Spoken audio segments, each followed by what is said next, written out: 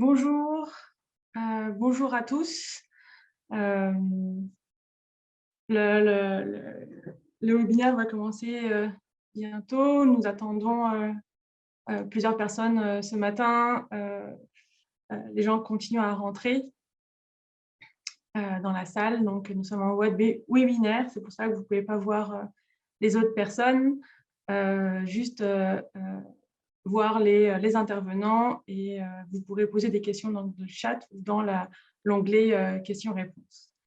Je m'appelle Sarah Vassic, je suis chargée de projet vieillissement actif et communauté en santé à Espace Uni. Je suis accompagnée de Nathalie Simard, ma collègue qui est coordinatrice des opérations, et Marie-Laurence Roch, qui est coordinatrice des événements événementiels et vie associative, et qui nous accompagne au soutien technique tout le long de cette présentation. Donc, nous avons aussi invité Anne Veil, qui est professionnelle de recherche au Centre de recherche vieillissement, le CDRV de l'Université de Sherbrooke, a donc à présenter avec nous aussi une part de ces webinaires. J'espère que vous allez bien ce matin, que vous êtes motivés et que tout le monde est présent. Je ne peux pas communiquer avec mes autres collègues. J'espère que vous êtes prêtes aussi. Oui? Oui. C'est beau? Bon, super. Alors,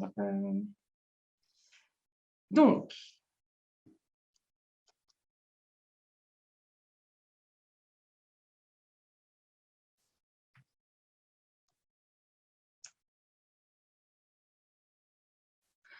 je prends juste aussi 30 secondes pour remercier notre partenaire, le secrétariat aux aînés, qui nous aide dans la réalisation de ces webinaires. Je prends une minute rapidement pour présenter Espace Muni. Espace Muni est un organisme à but non lucratif né de la fusion entre le Carrefour Action Municipale et Famille et le réseau québécois Ville et Village en Santé. Nous sommes forts d'un réseau regroupant plus de 400 municipalités et MRT au Québec. Et nous jouons un rôle d'accompagnement auprès des municipalités. Nous comptabilisons une expertise de plus de 30 ans sur les questions liées aux réalités familiales et à l'environnement municipal. Et nos programmes touchant la famille, l'enfance, la jeunesse, le vieillissement actif, l'inclusion, les communautés en santé, la participation citoyenne, sont en phase avec les besoins évolutifs des citoyennes et des citoyens et la transformation du rôle municipal. Cette année, nous avons programmé plusieurs webinaires pour faciliter l'élaboration et la mise en œuvre de vos démarches MADA. Il était donc tout à fait approprié de commencer cette série de webinaires en parlant de mobilisation, parce qu'il s'agit d'un facteur de réussite pour susciter l'engagement, la stabilité et la productivité. Mobiliser un comité, des partenaires, des élus, des citoyennes, des citoyens est un travail soutenu et constant. Il n'y a pas de recette magique et parfois il y a des facteurs contextuels et en fait externes qui font que la mayonnaise ne lève pas.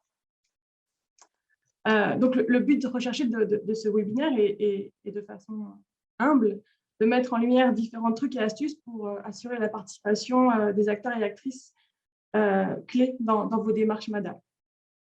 Pour commencer, nous allons laisser la parole à Anne Veil, qui présentera quelques statistiques sur la mobilisation des élus issus d'un sondage auprès des municipalités, mené donc auprès des municipalités MADA en 2021.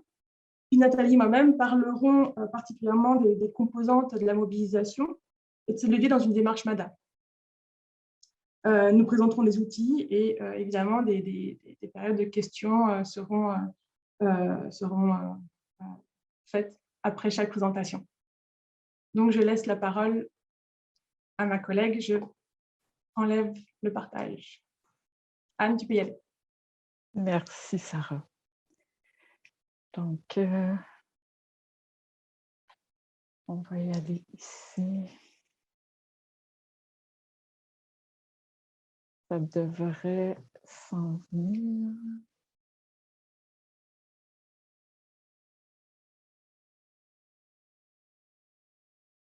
Je crois que vous l'avez maintenant. Alors, je vous présente quelques-uns des résultats de sondage et aussi d'une étude élaborée dans le contexte du volet 2 des coordonnateurs MADA dans les MRC du Québec. Donc, 2 études qui nous ont servi. C'est pour ça qu'il y a beaucoup de monde de notre équipe qui a participé à cette présentation-là. On va voir essentiellement les motifs d'engagement dans une démarche MADA qui en fait nourrissent la mobilisation des différents acteurs. Donc, on va voir sur tous les motifs, les 3 principaux motifs d'ordre social et communautaire, financier, organisationnel et lié à la concertation. On voit que la mobilisation aussi est une condition de réussite et une retombée. Donc, il y a deux volets. Et on va voir un peu quelques-unes des stratégies qui appuient la mobilisation dans les milieux. Donc, en gros, je vais vous présenter très rapidement là, les 2 études qui nous ont servi pour présenter ces résultats-là. Donc, le sondage auprès des municipalités qui a été fait en 2021, auquel vous avez sûrement participé. En fait, plusieurs d'entre vous devraient y avoir participé. Les répondants étaient au nombre de 363.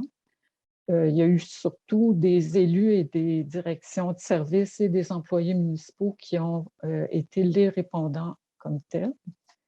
La plupart étaient impliqués depuis 3 ans ou moins. Les municipalités étaient surtout en démarche individuelle, vous voyez les nombres là, et 72% d'entre eux étaient à leur première démarche ou à leur première mise à jour. Pour l'étude des coordonnateurs MADA, on regarde surtout les principaux facilitants dans leur travail, qui consiste essentiellement en interaction avec les élus, les administrateurs et la société civile dans un territoire de MRC. Les motifs d'engagement tels que je les ai présentés tantôt, ceux d'ordre socio-communautaire. Dans la colonne de gauche, vous avez les répondants qui en étaient à leur première démarche MADA. La colonne de droite, c'était les répondants qui étaient en mise à jour, donc il y en a moins un peu. La présentation va toujours être du même type. Donc, ce qu'on regardait, c'est est-ce qu'il y a les mêmes facteurs reviennent entre une première démarche et une mise à jour, ou bien si ça peut être différent, est-ce qu'il y a une évolution? Donc, ici, on voit qu'il y a une évolution de la vision municipale sur les attentes par rapport à la démarche MADA. Quand on commence, c'est un peu normal aussi de dire, bon, ce qu'on veut, c'est adapter nos services et infrastructures. Mais quand on progresse dans les cycles, d'un cycle à l'autre, on arrive à une mise à jour. Puis là, ce qu'on veut surtout, c'est mieux connaître les besoins des aînés. Donc, on veut approfondir. Ensuite, on voit qu'on atteint une certaine maturité. Donc, comprendre la réalité du vieillissement dans une première démarche, c'est normal, c'est ce qu'on veut faire. On veut mieux saisir les enjeux reliés au vieillissement dans notre propre communauté, sur notre territoire. Donc, 69% disaient cet aspect-là de mieux comprendre la réalité du vieillissement, alors qu'en mise à jour, on veut poursuivre les actions qu'on a amorcées.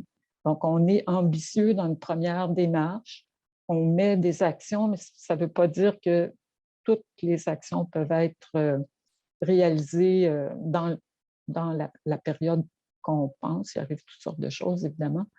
Donc, on veut poursuivre.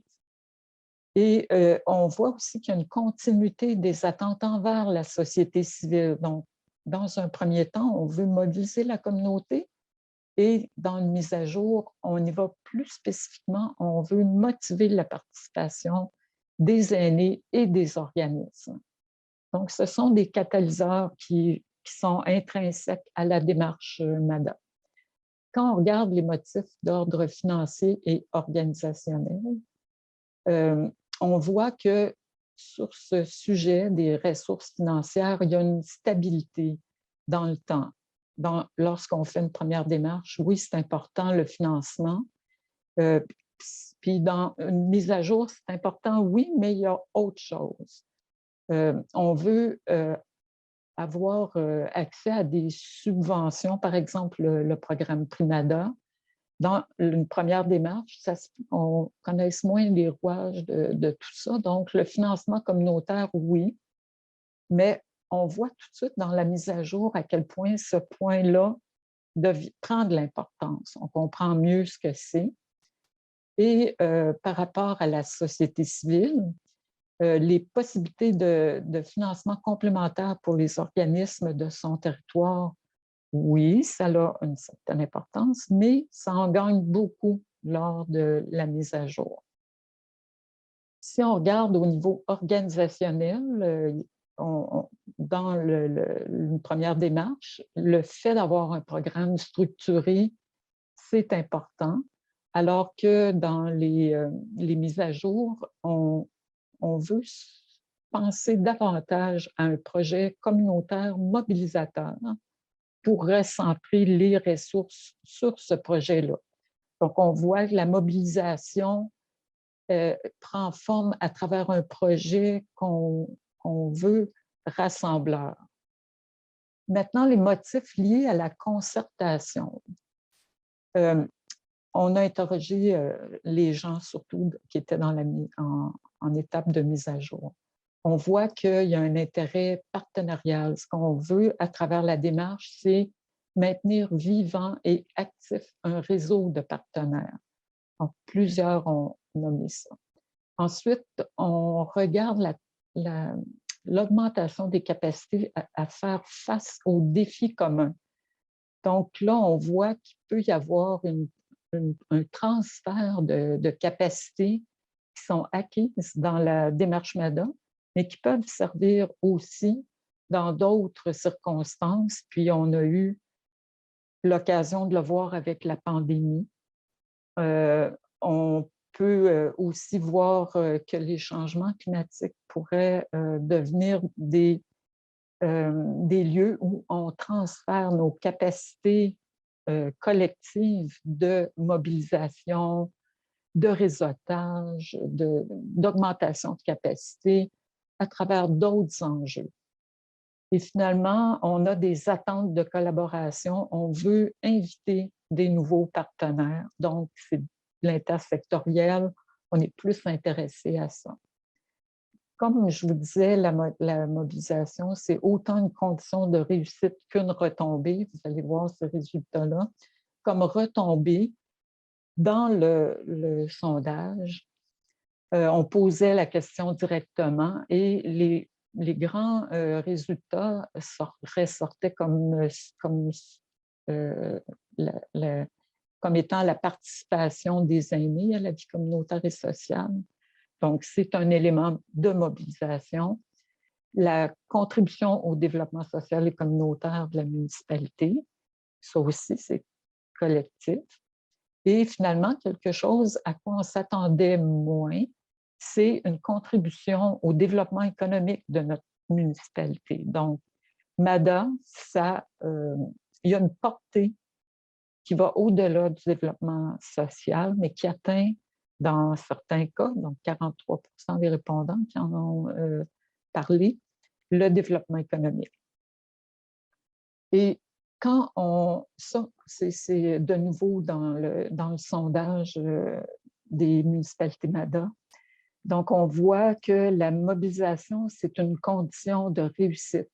Comme vous voyez, il y a plusieurs éléments. Le fait d'avoir des outils, d'avoir des projets précis, du financement, des objectifs réalistes, tout ça, oui, ça compte, mais surtout, surtout, la condition de réussite, c'est la collaboration, la concertation avec les partenaires, à se placer dans des partenariats avec d'autres secteurs ou des secteurs similaires pour donner plus de force au projet qu'on a, et l'implication des parties prenantes. Ce sont toutes des conditions de réussite qui sont rattachées à la démarche MADA, toujours d'après les municipalités.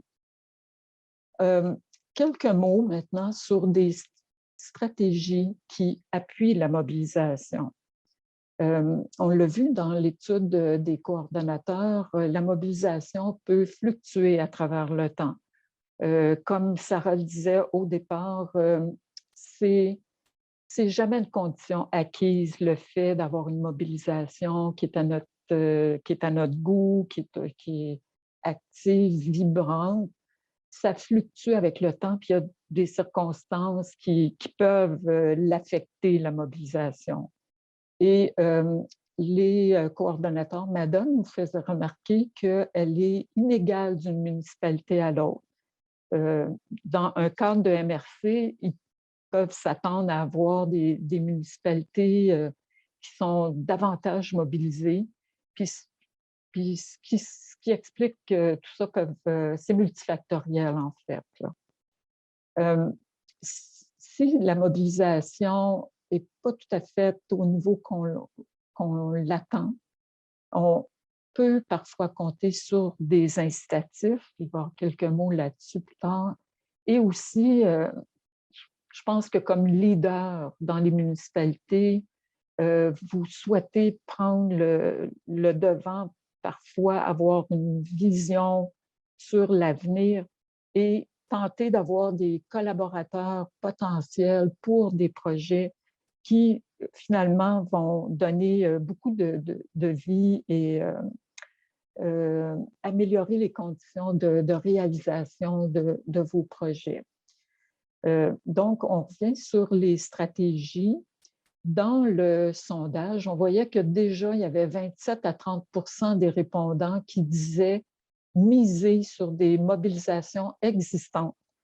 Donc, on commence à approcher les mobilisations existantes pour voir s'il y aurait des créneaux qui pourraient se fusionner ou interagir ensemble pour donner de la force à nos projets. On peut savoir aussi que le fait d'avoir des subventions peut aider à la mobilisation, comme chacun sait. Pour la maintenir, on a pu voir que les coordonnateurs nous rappelaient toute l'importance de mettre en œuvre les différents projets de notre plan d'action. Ça contribue grandement à maintenir la mobilisation, l'intérêt, puis la fierté aussi des différents acteurs et des personnes aînées. Et le fait de simplement faire rayonner nos réalisations, soit par des capsules vidéo, des articles dans les bulletins d'information ou tout autre moyen, ce sont des moyens de mousser nos réalisations, de partager notre fierté avec les différents acteurs, les autres municipalités aussi de notre MRC.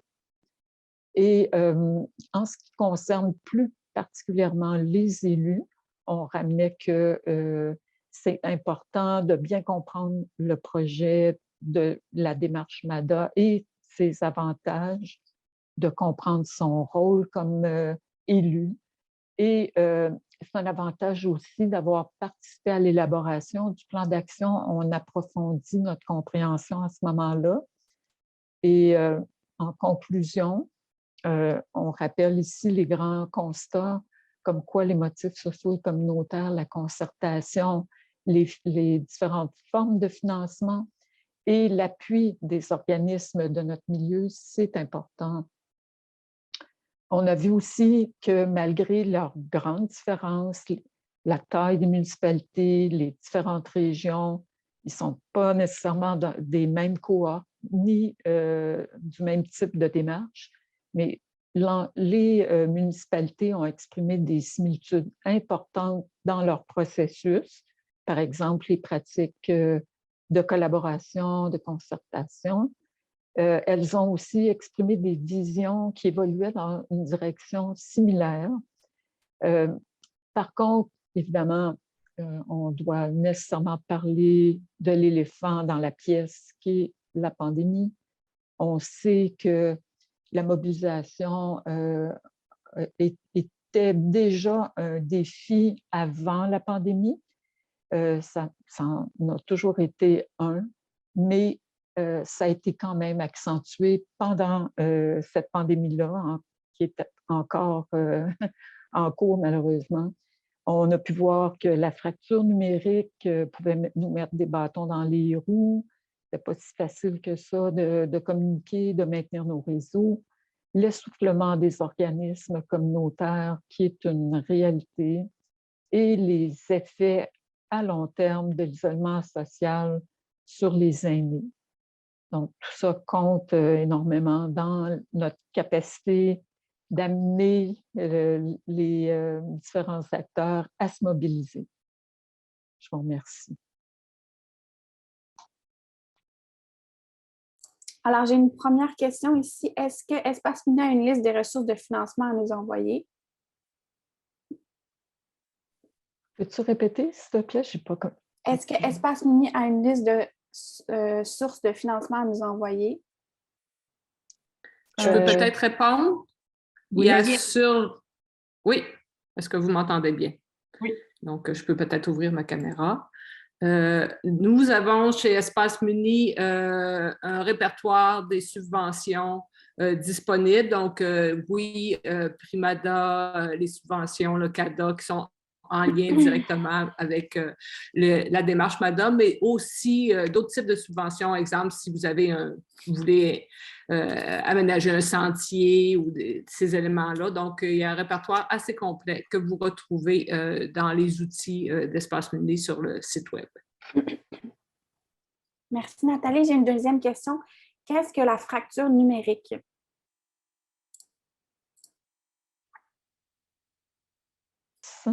Bon, la fracture numérique, c'est en fait, ça réfère à un écart entre, c'est un concept social, c'est un écart entre les groupes de la population qui ont facilement accès à tous les outils numériques, qui ont leur ordinateur, tablette, téléphone cellulaire, qui peuvent facilement s'en servir, et puis ceux qui n'ont pas accès.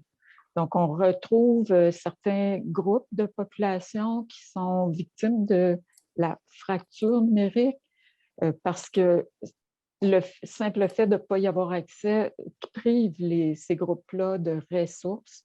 Donc, les aînés font partie de ces groupes-là. Il y a certains groupes, des cohortes d'aînés qui n'ont pas accès. Et aussi, on a vu pendant le premier épisode de confinement que les organismes communautaires, il y en avait plusieurs qui n'étaient pas bien équipés en termes de systèmes technologiques pour pouvoir, par exemple, fonctionner avec Zoom, Teams et d'autres plateformes comme ça. Donc, ça crée des difficultés à pouvoir bien fonctionner. On a fait des apprentissages, évidemment, là, puis on a acquis des systèmes depuis le temps, mais ça aussi, ça fait partie de la fracture numérique.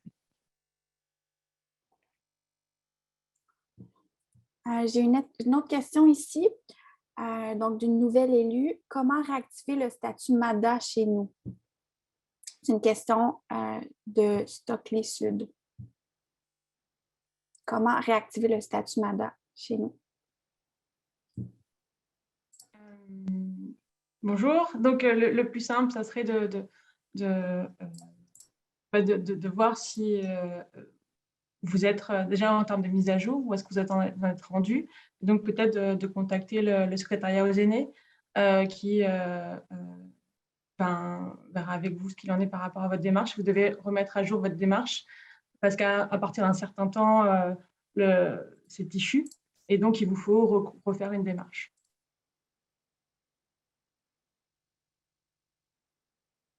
Vous pourriez me contacter aussi pour avoir les coordonnées du secrétariat aux aînés directement, la personne qui est en charge des démarches MADA au secrétariat aux aînés.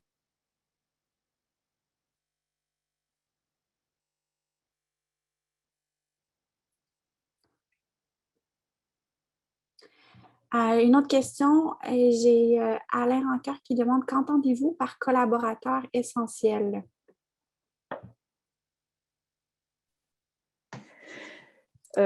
Les collaborateurs possibles dans une démarche MADA, bien, premièrement, pendant la démarche, c'est surtout ceux qui font partie du comité de pilotage qui ont une bonne connaissance des personnes aînées, qui s'intéressent à ces questions, qui sont parfois des organismes ou des associations d'aînés, des tables régionales de concertation des aînés. Donc, tous ces acteurs-là sont des collaborateurs essentiels à la démarche.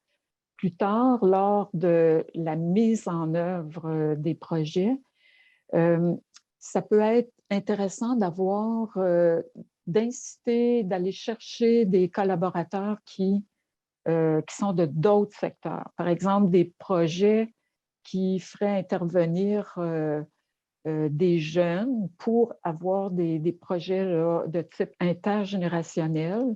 Ça fait partie de collaborateurs qu'on aimerait rattacher à nos projets.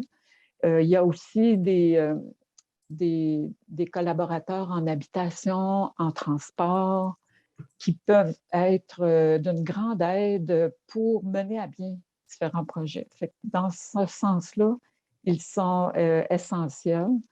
Ça ne veut pas dire, par exemple, quand on est dans une démarche comme une municipalité individuelle, aller chercher ces collaborateurs-là, ça ne veut pas dire qu'on leur demande une présence constante non plus. On peut aller les chercher spécifiquement pour nous aider à réaliser certains projets. Merci Anne. Je vous propose qu'on poursuive. Plusieurs de vos questions vont aussi être répondues avec la suite de la présentation. Okay.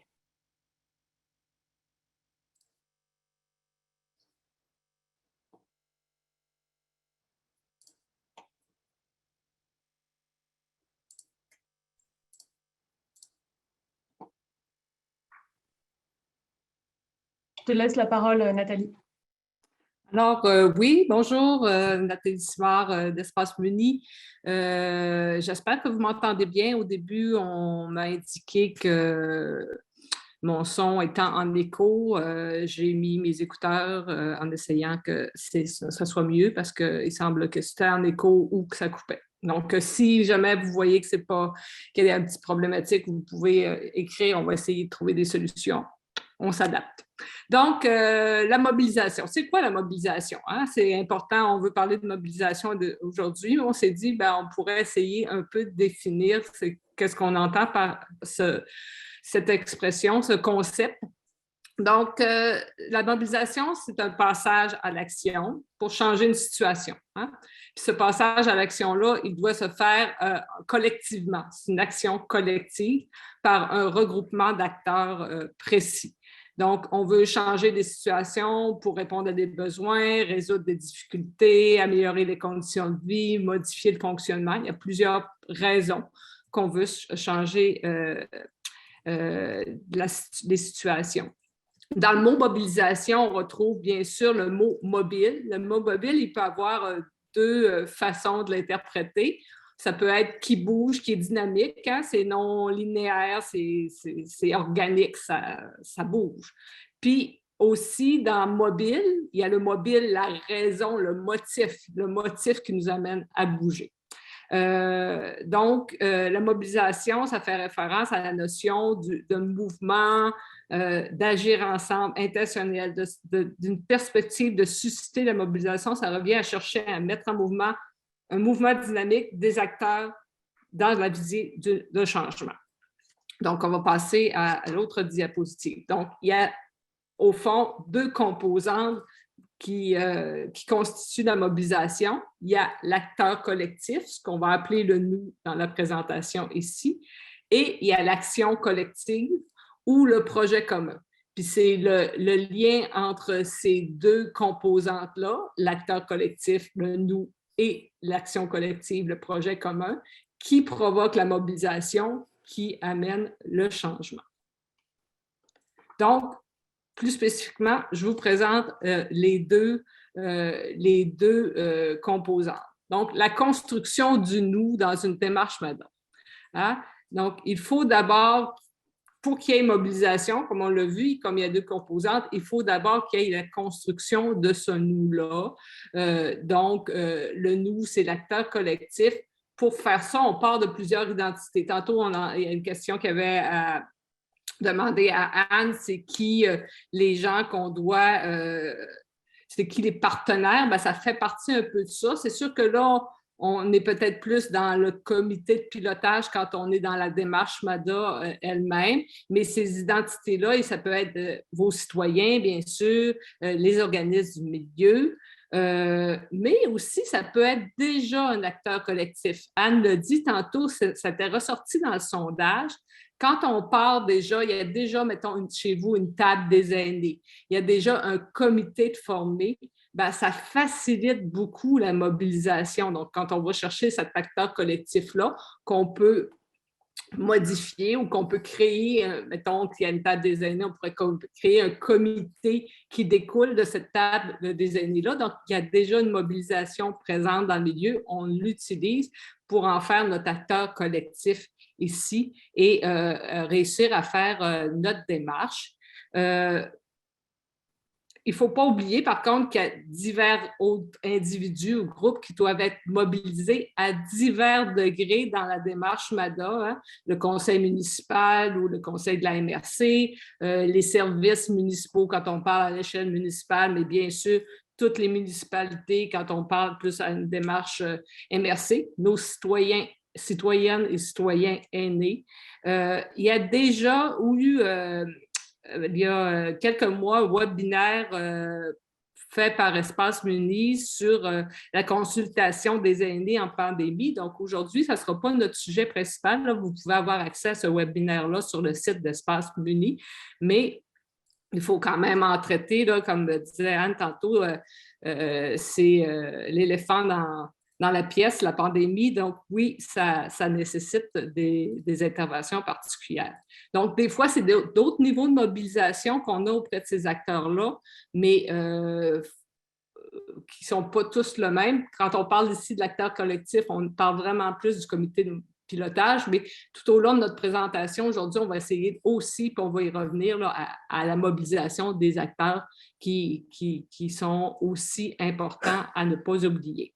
Donc, pour que nos intervenants individuels deviennent un acteur collectif, qu'est-ce qu'il faut faire? Hein? Il ne suffit pas de prendre plein de gens, de les asseoir autour de la table pour créer ce nous-là. Ce n'est pas aussi simple que ça. Donc, on parle d'individus, d'identités individuelles, comme vous dites, ou d'organismes. Et on sait que chacun a ses valeurs, ses principes, ses intérêts. Peut-être là, ces objectifs là. Donc, il faut réussir pour réussir à former un tout, un nous, il faut réussir à se doter en commun de ses valeurs, ses principes, de se doter d'avoir une vision commune partagée. Ce qui est intéressant dans les démarches MADA, c'est qu'on fait cet exercice-là. Les démarches MADA nous demandent de déterminer la vision, la définition des aînés, les valeurs, les principes. C'est des exercices, des fois, qui nous paraissent complexes à faire en grand groupe, mais qui sont drôlement mobilisateurs quand on réussit à le faire, parce que ça permet de créer le nous. Hein, ça permet d'y arriver. Donc, il faut prendre le temps. Puis on ne fait pas ça en une rencontre, on va dire, OK, aujourd'hui, on détermine nos valeurs, la définition des. Ça prend plusieurs rencontres, mais pas des rencontres complètes. On fait des petits bouts à plusieurs rencontres, mais il faut prendre le temps d'arriver à un résultat satisfaisant pour tous, puis le faire en plusieurs étapes, et c'est une manière de forger le nous. On va passer à l'autre diapositive. Donc, toujours en lien avec la construction du nous, c'est évident que plus nos membres du comité de pilotage vont être engagés, hein, donc nos membres du comité de pilotage, mais aussi nos élus, nos services municipaux, tantôt que je disais, seront engagés tout au long de la démarche, et que cette démarche-là va être partie prenante d'eux, plus ils vont se l'approprier, plus il y a de chances qu'elle soit mise en œuvre. Donc, tantôt, encore dans le sondage qu'Anne nous présentait, on disait un des facteurs de réussite, c'est la mise en œuvre du plan d'action. Mais pour que cette mise en œuvre du plan d'action-là existe, il faut que les acteurs impliqués dans cette démarche-là s'approprient ce plan d'action-là et que ça devienne leur plan d'action. Donc, c'est une manière de le faire. Des aliments facilitants, quand il y a une présence d'une urgence d'agir. Donc, on peut utiliser la démarche MADA plus comme un mobile, une manière d'y arriver, mais on sent déjà, il y a déjà un enjeu dans le milieu, il y a une urgence d'agir sur un point en particulier. Exemple, nos aînés quittent le noyau villageois, on veut les aider à pouvoir rester à domicile. Il peut y avoir toutes sortes d'isolement des aînés. Tantôt, Sarah va nous en présenter d'autres. Donc, il y a une urgence d'agir. Donc, ça facilite la mobilisation. On a un projet commun, on a une volonté de travailler ensemble. On va y revenir aussi tantôt. Puis, comme je disais, je l'ai déjà dit présentement, on peut utiliser aussi un acteur collectif existant, donc une table déjà présente. Donc, ici, ça devient un levier pour nous. On sait que la pandémie, et particulièrement les rencontres visuelles, sont une contrainte supplémentaire, je pense, à créer ce nous-là. Il est plus difficile là, en virtuel de créer une vision, de sortir de la vision individuelle. Hein? On a l'impression que quand on est chacun dans notre Zoom, les gens, quand on fait des rencontres, les gens présentent chacun des éléments, mais on a plus de misère à créer l'esprit de groupe, le sentiment d'appartenance au groupe. C'est sûr que ça nécessite de prendre le temps pour développer cette confiance-là, cette complicité-là. Par exemple, en faisant des petites activités pour mieux se faire connaître de façon ludique, ça peut être simple, mais quand les gens réussissent à se présenter, à découvrir les humains dans chacune des petites boîtes du Zoom ou du Team, ben, ça nous permet peut-être de créer une meilleure connexion, donc faire des brises-glaces, des tours d'écran originales, etc. Il y a aussi, c'est sûr que le présentiel, mot que plusieurs être en personne à un endroit, donc favorise aussi la création du nous. Donc, récemment, là, j'entendais un exemple, les gens ont fait, oui, bon, on est en contrainte, on est en pandémie, on ne peut pas faire des rencontres dans une salle, mais les gens avaient décidé de faire avec le comité de pilotage une marche exploratoire de leur noyau villageois. Donc, il y avait avec des cartes, appareils photo, grille d'évaluation. Les gens sont allés faire un tour du village et déjà commencer à identifier des éléments qui pouvaient être améliorés, bonifiés dans le cadre de la démarche MADA. Et ça devient déjà une réalisation concrète parce que si on fait cet exercice-là ensemble, ben, il y aura déjà un résultat qu'on pourra utiliser tout au long de la démarche des observations qu'on aura faites. Tantôt, on a parlé un peu de fracture numérique, je ne veux pas aller là-dedans, mais il y a aussi, bien sûr, la nécessité de soutenir les personnes qui sont peu à l'aise avec les technologies ou qui ne possèdent pas ces technologies-là. Donc, il faut prendre le temps si au nécessaire, de prêter des appareils, des tablettes pour que les gens puissent participer, prendre le temps aussi de les former, de les rencontrer avant pour qu'ils soient à l'aise, les aider à se connecter à l'avance et au besoin même de faire peut-être des exceptions et d'inviter la personne dans les bureaux municipaux pour qu'elle puisse assister à la rencontre, même s'il y a une seule personne, on peut assurer la distance. Donc, il faut être à l'écoute aussi de ces éléments-là, là, bien sûr, si on veut favoriser la création du nous. Le projet commun. Donc, oui, il faut créer un nous. L'autre composante, la deuxième composante, c'est le projet commun.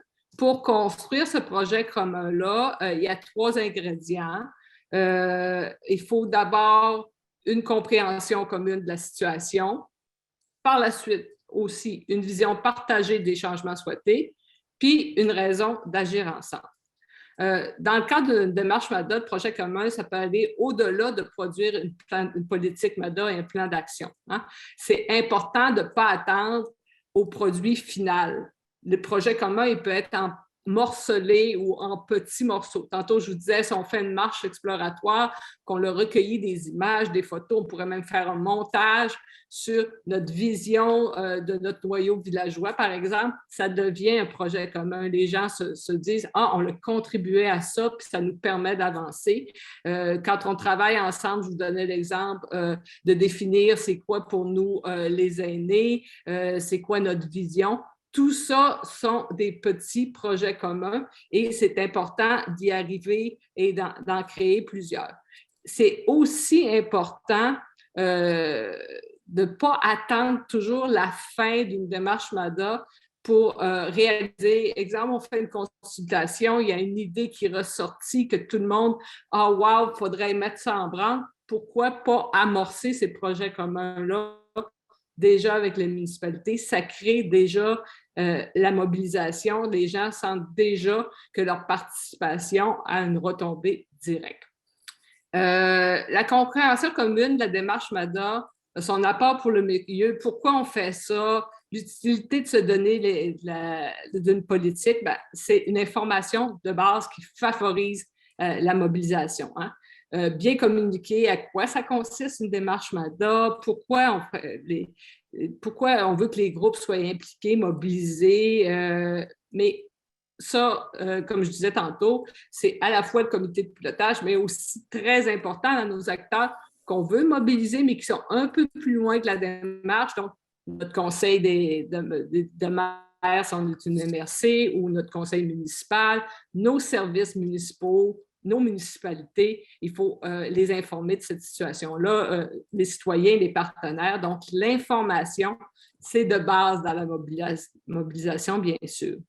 Dans la démarche MADA aussi, il y a tout l'exercice du diagnostic social qui favorise cette compréhension commune-là. On prend le temps de faire un portrait statistique, des portraits de ressources et des services, on va consulter. C'est important qu'il y ait un travail. Effectivement, des fois, le comité de pilotage est moins impliqué directement à la création de ces portraits-là, mais il faut trouver les moyens de les impliquer. On peut impliquer des partenaires dans les portraits des ressources et des services, autant que dans les portraits statistiques. Et si le travail de fond est souvent la responsabilité peut-être du chargé de projet, il faut s'assurer qu'il y ait une appropriation du comité de pilotage de ce diagnostic-là. Donc, ça fait une compréhension commune. On a tous la même vision de la situation et qu'est-ce qu'on peut faire. Donc, ce qui nous amène au deuxième élément, une fois qu'on a une compréhension commune de la situation, on peut maintenant partager une vision de ce qu'on change souhaité, hein, l'importance de s'entendre sur les enjeux. Donc, le comité de pilotage doit pouvoir identifier ces enjeux-là à partir du portrait et les priorités pour y répondre. il ne faut pas oublier, quand on fait cet élément-là aussi, la vision partagée du changement souhaité, impliquer aussi nos élus et nos autres services dans cette démarche-là pour s'assurer que les changements souhaités aussi correspondent à leur réalité. Et par la suite, il faut trouver les raisons d'agir ensemble. Donc, les avantages de travailler ensemble, c'est propre à chacun des milieux, mais il y en a quand même quelques-uns de base. Hein? Ça permet de répondre à des problèmes complexes, des défis difficiles à répondre seul. C'est l'intérêt de travailler ensemble. Ça nous permet de développer des solutions originales. Ça nous permet de mieux répondre aux besoins de la population. On peut penser que c'est juste la municipalité qui va faire ça, mais elle peut le faire avec ses partenaires, elle peut le faire avec les institutions sur son territoire. Ça permet bien sûr d'optimiser les ressources et de mettre à profit les différentes expertises. Je te passerai la parole, Sarah, pour le petit bout. Merci. Donc, le vieillissement de la population québécoise va donc s'intensifier dans les 10 prochaines années. En matière d'enjeux, les personnes aînées souhaitent vivre le plus longtemps possible chez eux, près de leur famille, de leurs amis, au sein de leur communauté. Il est donc crucial d'apporter des réponses à une diversité des besoins en matière d'habitation. L'importance de l'accessibilité universelle et de concevoir des bâtiments et des aménagements pour des usages et des usagers qui différeront dans le temps sur le plan de l'âge, mais aussi de la mobilité, sont importants de considérer. Cela peut être plus coûteux à court terme, mais rentable en fait à long terme. L'accessibilité aux services, aux commerces, aux équipements collectifs municipaux sont primordiales également pour assurer la qualité de vie des personnes aînées, améliorer l'offre de services de transport collectif, la diversifier. Donc, contribuer à l'émergence de milieux de vie inclusifs et de qualité sont des enjeux MADA qui sont des leviers en fait en soi et qui favorisent la mobilisation. En fait, le vieillissement de la population québécoise pourrait être vu comme une opportunité pour l'ensemble de la population de revoir son modèle de milieu de vie. La démarche MADA devient donc un prétexte pour une réflexion, un dialogue, une mobilisation pour repenser nos villes de manière plus durable, plus solidaire, plus inclusive. L'implantation de cette démarche à large échelle est le point de départ d'un changement de culture et de mentalité à réaliser en fait pour faire du Québec une société toujours plus inclusive à tous les âges de la vie.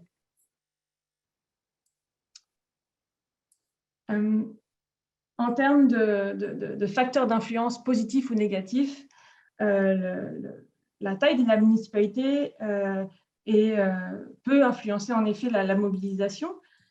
Plus une municipalité est grande, plus son budget est grand et pourra investir donc dans la mobilisation, dédier un budget en ressources humaines, un budget en communication. Mais à contrario, une petite municipalité qui a moins d'argent a une communauté plus tissée serrée. Et donc, la mobilisation peut être plus facile. Les porteurs de la démarche sont aussi facteurs d'influence. Qui est investi dans la démarche? Quelle est son implication? Quelle est l'implication des élus, de la direction générale, des différents services municipaux? En fait, plus il y a de personnes impliquées, plus la mobilisation peut se faire. Les motivations initiales aussi sont facteurs d'influence. Qui souhaite initier la démarche? Est-ce que c'est une volonté politique? À quels besoins souhaite-t-on répondre? Comment MADA peut répondre aussi aux enjeux vécus? Est-ce que les citoyens sont impliqués? Et en effet, la culture locale de la participation citoyenne est un fort facteur d'influence de mobilisation. Est-ce qu'il y a une culture de consultation des citoyens? Est-ce qu'il y a des présences de citoyens dans les séances du conseil municipal? Est-ce que l'implication citoyenne est promue? Sarah, est-ce que tu peux ouvrir ta caméra, s'il te plaît? Oui, pardon, j'avais pas vu. Écoutez, c'est Nathalie qui prend la parole. Bon, Sarah, tu t'es cachée derrière la caméra fermée. Donc, un des alliés importants de la mobilisation, c'est le responsable des questions famille et aînés, ce qu'on appelle le RQFA. Donc, on le retrouve dans plus ou moins 700 municipalités au Québec. Et dès le début de la démarche, qui est une démarche MADA dans un milieu, il y a un élu responsable des questions famille et aînés qui doit être nommé par résolution. Mais chez Espace Muni, surtout après les élections comme on vient d'avoir en novembre dernier, on refait quand même une relance auprès de toutes les municipalités du Québec pour qu'ils identifient par résolution un responsable des questions famille aînée au sein du conseil municipal. Donc, on invite, peu importe s'ils sont dans une démarche MADA, de faire d'identifier une personne. Donc, premièrement, non, excusez-moi, comme je disais, on le trouve dans plusieurs municipalités. Donc, à la suite des élections municipales, ça se fait beaucoup là, présentement. Donc, en janvier, souvent, les conseils municipaux vont commencer à nommer les commissions, la distribution des responsabilités entre les élus. Donc, c'est en train de se faire. Donc, on vous invite à vérifier dans les municipalités avec lesquelles vous êtes en lien, voir si ils ont l'intention de nommer un responsable des questions familiales. Une fois que cette personne est nommée là, c'est sûr qu'il faut le rencontrer rapidement, le plus rapidement possible, pour lui présenter la démarche MADA. S'il y avait déjà une démarche MADA en cours, que c'est un nouvel élu, il faut lui présenter cette démarche-là, puis le soutenir dans son rôle qu'il doit jouer par rapport à ça.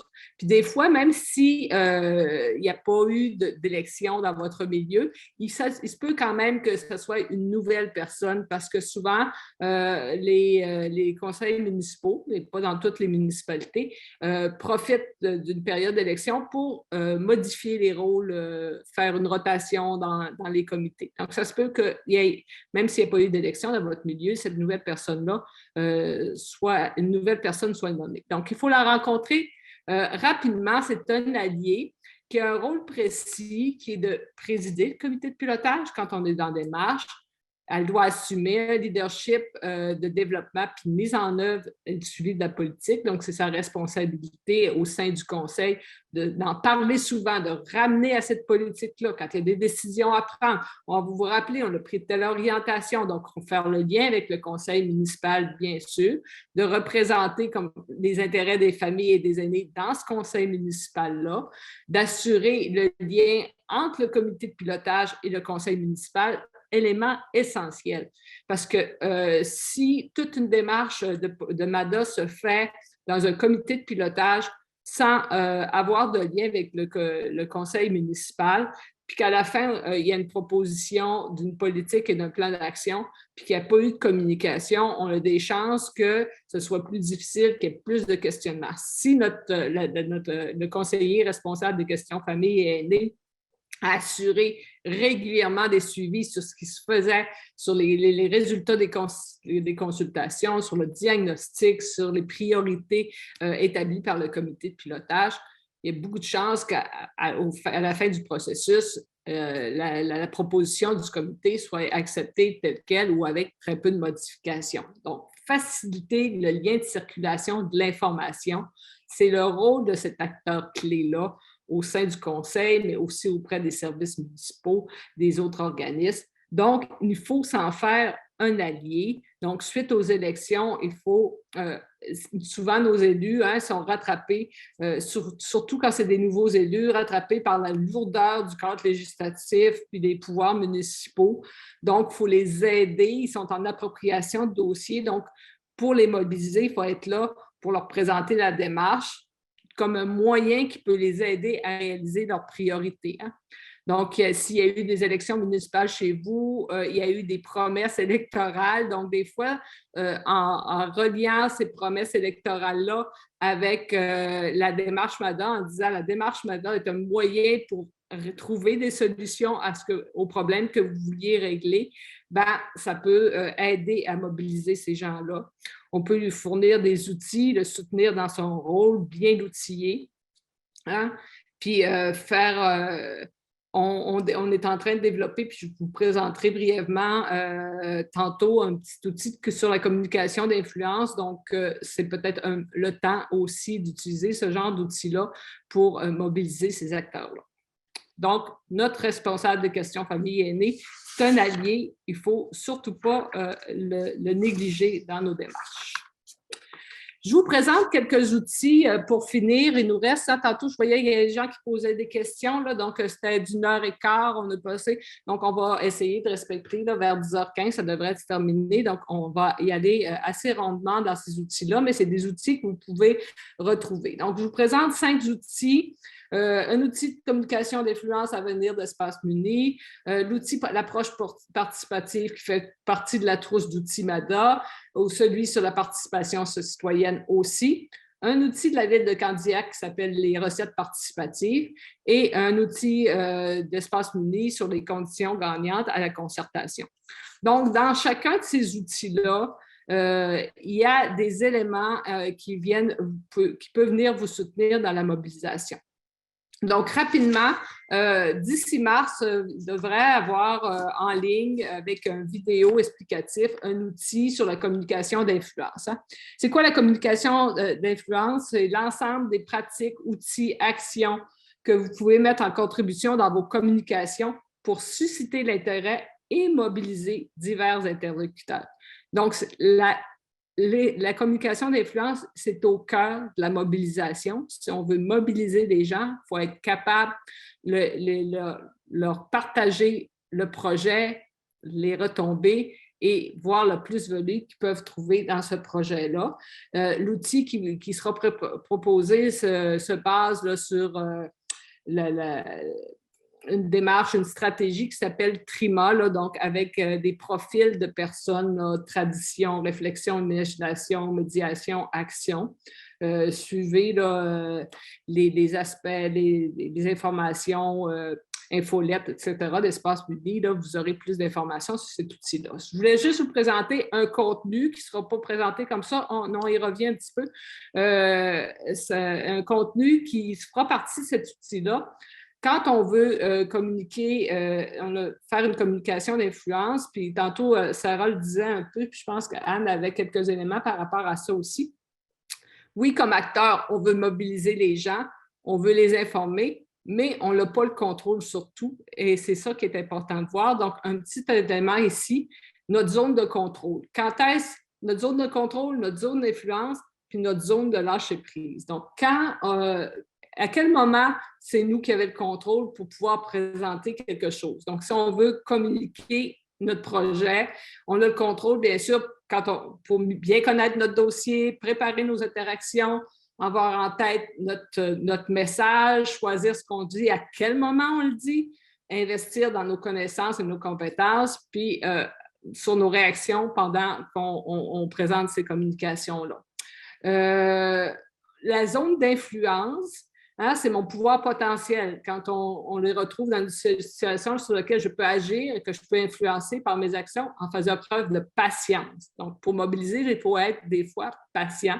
Donc, comment je communique, comment se déroulent les interactions, comment me perçoivent mes interlocuteurs, ma crédibilité, ça, c'est ma zone d'influence. Puis, il y a une zone de lâcher-prise, hein? Donc, il y a des moments où ce n'est pas nous qui avons le plein pouvoir, ce n'est pas nous qui décidons. Donc, il faut quand même être conscient de nos zones où on a une influence, puis une zone où on peut, ce n'est pas à nous, là, ça ne nous appartient pas tous à nous. Donc, ça joue aussi sur la mobilisation. J'y vais rapidement. Donc, l'autre outil, l'approche participative, qui est un outil MADA que vous retrouvez là, sur le site du secrétariat aux aînés, dans les outils complémentaires. Il y a différents éléments dans cet outil-là intéressants, là, le spectre de la participation citoyenne, l'échelle de participation, il présente aussi les différents moments où les acteurs ou les aînés peuvent être impliqués. J'avais le goût de vous présenter quelques contenus ici. Donc, dans cet outil-là, on parle des éléments essentiels à l'approche participative. Donc, on parle d'écoute. Les décideurs doivent être à l'écoute des milieux pour chercher des solutions. Élément important de posture lors de la participation des élus, notamment dans les comités de pilotage, mais si aussi les élus participent aux consultations, des fois c'est des consultations publiques, c'est important de montrer une ouverture, une écoute, de ne pas être en confrontation. Donc, ça permet vraiment la mobilisation. Oui, notre élu qui fait partie de notre comité de pilotage, il peut être contributif, il peut partager ses idées, mais on lui demande aussi d'avoir un rôle particulier d'écoute par rapport aux demandes, même si ces demandes-là peuvent parfois lui paraître farfelues ou non cohérentes avec la situation de la municipalité. Il faut avoir une ouverture et une écoute par rapport à ça. Il faut impliquer les personnes aînées, oui, il faut les consulter, mais ça, c'est le début, mettons, de l'échelle de la participation citoyenne, mais surtout les impliquer dans la mise en œuvre puis la réalisation de ces actions-là. Puis, il faut que l'ensemble des acteurs soient concernés et tend vers un équilibre. Donc, on revient à notre projet collectif. Il faut ensemble partager un projet commun puis y aller ensemble. Un autre élément qu'on ressort aussi de cet outil-là sur l'approche participative, c'est l'élément favorable à l'engagement.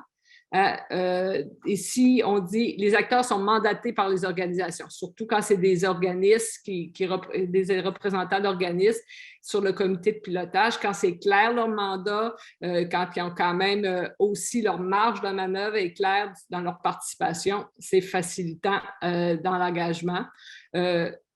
On demande aussi un engagement similaire. Hein? Puis, c'est important de définir, quand on est en composition, en création de comité de pilotage, de définir ça sera quoi nos attentes. Ça sera quoi à peu près le nombre de rencontres? Qu'est-ce qu'on leur demande entre les rencontres? On leur demande de prendre connaissance des documents. Donc, on veut déjà cadrer un peu l'implication qu'ils devront mettre dans notre démarche. Important pour les organisations, on le dit, là, ils sont souvent débordés en période de pandémie, encore plus difficile pour plusieurs organismes, donc bien cadrer qu'est-ce qu'on va attendre d'eux. La durée prévue de l'engagement peut influencer la motivation, donc on revient à ce point-là. C'est sûr que si leur but comme organisation, ce qu'on revenait tantôt, dans le sens oui, c'est une démarche MADA, mais c'est pour répondre à des enjeux. Et si ces enjeux-là sont communs, et si on a nommé la lutte à la pauvreté, mais ça pourrait être d'autres enjeux, ça facilite cet engagement-là, bien sûr. On partage des valeurs organisationnelles, donc l'exercice de trouver nos valeurs comme nous, comme acteurs du nous. Puis, il faut être souple, il ne faut pas hésiter comme acteur d'être à l'écoute, de s'adapter aux besoins des membres de notre comité, de ne pas hésiter à essayer des choses, à modifier, faire des rétroactions régulières sur la manière dont ça fonctionne, la satisfaction des gens qui y participent. Un autre outil, MADA, la participation citoyenne et sociale, donc aussi que vous retrouvez sur le site Internet du secrétariat aux aînés. Dans cet outil-là aussi, on retrouve différents éléments, les différentes façons de s'investir, donc la participation, l'organisation, le bénévolat, le militantisme, donc c'est plus la participation des aînés. Puis les 3 rôles aussi que peuvent jouer les aînés, ils peuvent être participants, organisateurs ou acteurs sociaux. Donc, je vous présente rapidement aussi, c'est quoi les motivations des personnes aînées à s'impliquer. Donc, cet outil-là nous présentait des résultats-là. Et on voit que pour les 2 premiers, voir du monde et développer des relations significatives, puis vivre des activités plaisantes en groupe, c'est pas facile, excusez-moi, c'est pas facile quand on est en virtuel. Donc, est-ce qu'on peut essayer de trouver des gens qui sont plus motivés par les 4 autres? Ça faciliterait bien sûr leur engagement et leur mobilisation. Donc, s'impliquer dans des projets collectifs, pouvoir aider et s'entraider, transmettre des savoirs, avoir une voix au niveau de l'influence dans les décisions. Ça, c'est des éléments qui sont plus faciles présentement à offrir comme engagement à une personne qui veut être sur un comité de pilotage que les 2 premiers où présentement, on y arrive moins. Et tantôt, je proposais quand même, idéalement, de faire des activités peut-être à l'extérieur ou trouver des animations en virtuel qui créent quand même ces relations-là autant que faire se peut. Un autre outil que je vous présente ici, les recettes participatives de la ville de Candiac. Donc, vous pouvez trouver cet outil-là sur le site de la ville de Candiac. Et c'est un outil, hein, comme le dit, c'est vraiment une recette en diverses étapes pour identifier c'est qui les parties prenantes d'une démarche, Puis, qu'est-ce qu'on va attendre d'eux? Donc, la première partie, on identifie nos parties prenantes. Ça peut être nos élus, nos services municipaux, nos aînés, nos organismes, le comité de pilotage, etc., hein, ceux qu'on a nommés par avant. Après ça, on les classifie. Oh non, Sarah, on revient à l'autre.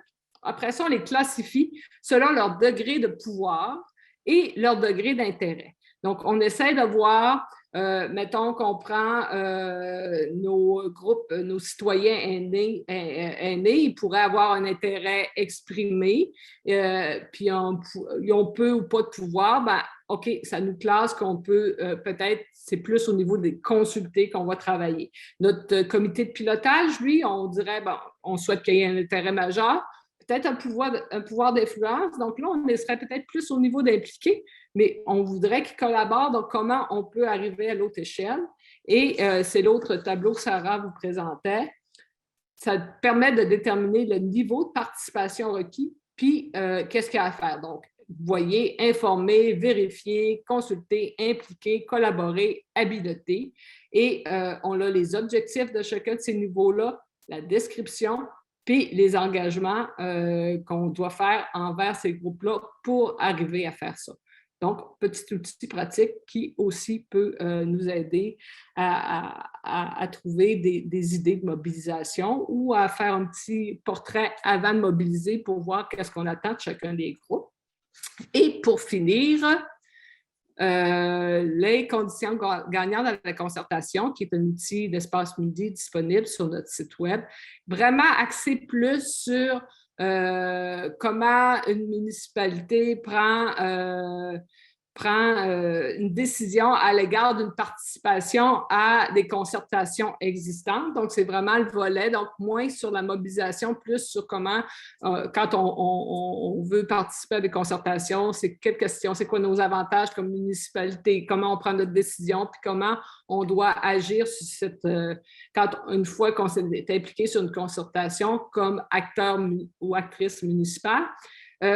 J'aimerais quand même vous ramener, c'est une partie de l'outil, la posture des acteurs municipaux. Puis je trouve que oui, ici, peut-être les sous-textes où il y a des flèches à la fin sont plus en lien avec la concertation, mais je pense que ça s'applique très bien comme acteur municipal quand on est dans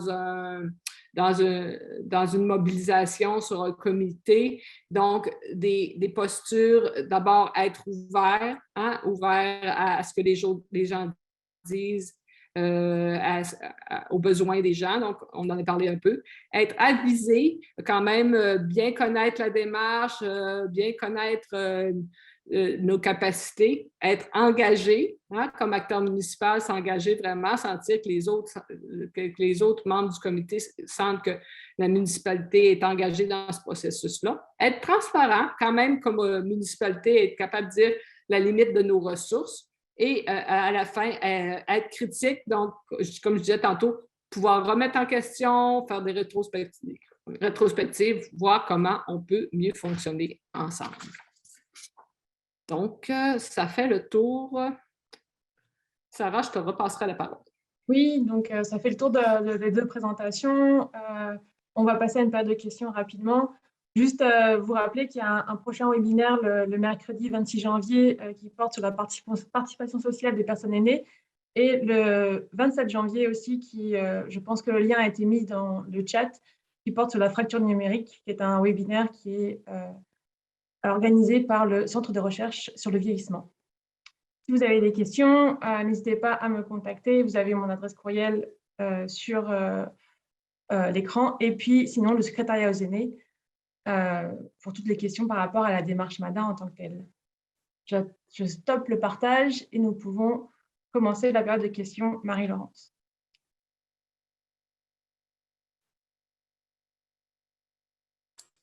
Alors, j'ai une question ici. Comité de pilotage est un comité de consultation? Je crois que c'est ça. Est-ce qu'un comité de pilotage, c'est un comité de consultation? Non, le comité de pilotage n'est pas un comité de consultation, c'est le comité aviseur qui va soutenir la démarche tout le long du processus, composé de différents acteurs tels que les élus, des services municipaux, des partenaires clés, des citoyens. Vous allez justement travailler ensemble sur la consultation citoyenne. Est-ce que Nathalie, Anne, est-ce que vous voulez ajouter quelque chose par rapport à ça? Ben, c'est vraiment plus le comité qui va recommander. C'est sûr que ce n'est pas le comité qui va qui va adopter la politique, mais il y a un grand rôle de faire les étapes et de recommander au conseil municipal. Donc, c'est quand même assez central. Ils n'ont pas la décision finale, mais c'est des collaborateurs essentiels à la démarche. Donc, c'est plus que consultatif. Alors, j'ai ici, avez-vous des proformas concernant le bilan du plan d'action antérieur et ou mise à jour de ce plan d'action pour les années futures? C'est Charlotte Cormier. On a un outil dans le secrétariat aux aînés, dans les outils du secrétariat aux aînés, il y a des outils pour faire le bilan. Donc, vous retrouvez ça sur le site du secrétariat aux aînés là, qui peut vous aider. Et il y a un proforma aussi de plan d'action. Qu'est-ce qu'il y a à mettre dans le plan d'action. Puis il y a des outils même qui vont plus loin là, si vous voulez déjà avoir des indicateurs et tout ça. Mais il y a un proforma de fourni. Je ne sais pas si Anne, tu veux compléter?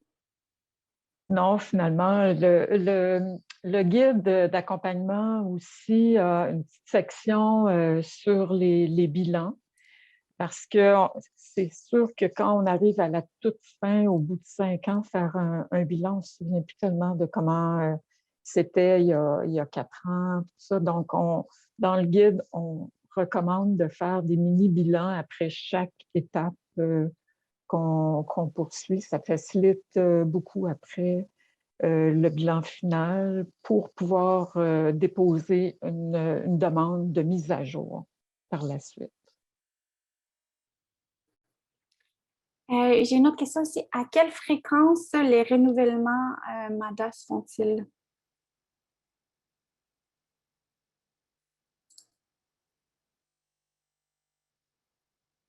C'est aux 3 ans?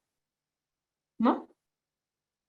En fait, la démarche comme telle, qui comprend tout le diagnostic social, incluant les consultations aussi, dure, puis on fait un plan d'action, tout ça dure 2 ans.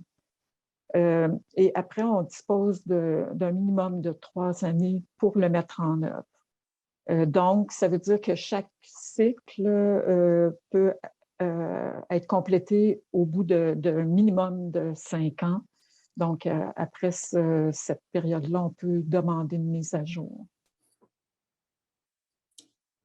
Merci. J'ai une autre question de Sandra Vigneault. Qu'est-ce qu'on fait quand la municipalité nous dit de ne pas être capable de mobiliser des gens pour former un comité?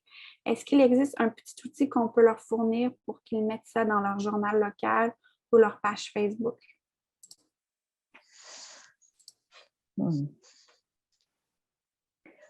À ma connaissance, il n'existe pas d'outils spécifiques pour ça. C'est souvent des modalités que les municipalités partagent entre elles, d'aller chercher tel acteur. C'est beaucoup d'aller cogner aux portes, d'avoir regardé dans le guide d'accompagnement la liste des collaborateurs possibles, puis de faire aller le téléphone. C'est encore la meilleure solution pour essayer de mobiliser les personnes à participer à un comité de pilotage. Il y a souvent des bénéfices communs qui peuvent être qu'on peut faire valoir, par exemple, d'aller chercher un centre d'action bénévole. Ça peut permettre de faire en sorte que la population aînée connaisse mieux les services d'un centre d'action bénévole dans le fait de faire partie du comité de pilotage, d'être actif dans un comité. Donc, il faut faut pas s'arrêter à la première porte fermée parce qu'il y en a des acteurs qui peuvent être intéressés à y participer. Pour compléter, peut-être, tantôt on l'a dit, s'il y a des acteurs collectifs, d'aller vers ça, c'est un bon moyen. Là, ça a ressorti aussi dans le sondage. Donc, s'il y a déjà une table, une concertation née ou une concertation plus communautaire, mais sur lequel on pourrait miser sur les acteurs qui travaillent avec l'aîné. Ça peut être un bon moyen quand ça existe. Il y a bien sûr, puis c'est une situation là, vraiment avec la pandémie, aller des aînés eux-mêmes, c'est pas simple. Donc là, tout revenir là, sur la littératie numérique, le soutien qu'on doit leur offrir pour qu'ils participent, parce que c'est un frein. Ils voient beaucoup d'inconvénients sans même l'avoir tenté. Donc, je pense qu'il y a beaucoup un aspect de persuasion aussi qu'on doit faire. Et tantôt, dans ma présentation, je disais, il faut déjà cadrer. Qu'est-ce qu'on va attendre, surtout auprès des organismes? C'est combien de rencontres? Ça va, des rencontres de combien d'heures? Ça va leur demander quoi? Il faut leur faciliter la vie. Présentement, les organismes communautaires sont vraiment débordés à intervenir directement auprès des clientèles qui ont des besoins criants. Et on peut comprendre. Et on est tout à fait d'accord à ce qu'ils mettent la priorité là-dessus. Donc, quand on veut les mobiliser, il faut vraiment être capable de leur démontrer qu'on va leur rendre la vie facile et qu'au bout de la ligne, comme dit Anne, ça va leur apporter quelque chose à eux aussi. Donc, il y a vraiment une communication d'influence puis un travail pour mobiliser, là, il faut faciliter la vie, il faut créer le lien de confiance, il faut soutenir et il faut entretenir. Hein? C'est toujours à recommencer. Donc, comme acteur qui anime la mobilisation, il faut trouver tous les moyens pour faciliter la vie à nos gens pour qu'ils puissent s'investir.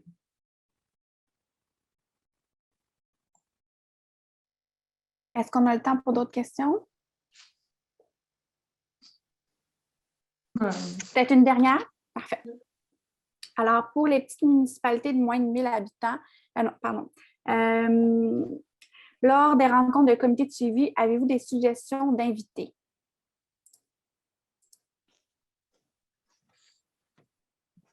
C'est une bonne question. Faut que ça. J'ai le goût de vous dire en lien avec vos actions quand vous êtes en comité de suivi. Idéalement, les services municipaux qui sont, parce qu'on sait que les actions vont beaucoup appartenir soit principalement, les responsables seront des diverses directions ou responsables de services municipaux, dépendamment de la grosseur de la municipalité, bien sûr, ou des partenaires. Donc, ça, tantôt, je pense que c'est Anne qui disait là, de reconnaître ce qui se fait. Donc, je pense que ça, c'est un bon élément dans les comités de suivi, de faire venir les acteurs qui sont au cœur de l'action pour qu'ils viennent parler de ce qu'ils font. Et à la limite des défis qu'ils rencontrent, là, pour que le comité soit investi aussi de trouver des solutions et de comprendre ce qui se passe sur le terrain. Donc, j'ai le goût de vous dire ça. Bien sûr, il y a des acteurs... on n'a pas parlé aujourd'hui, mais il y a tous les acteurs de la santé qui sont très mobilisés et qui peuvent aider aussi les acteurs régionaux, là, organisatrices communautaires, mais il y a des acteurs au niveau de la santé, des fois en saines habitudes de vie, en divers éléments, qui sont des acteurs qu'on peut inviter là, dans les comités de suivi et qui pourront vous aider aussi dans la mise en œuvre de vos actions.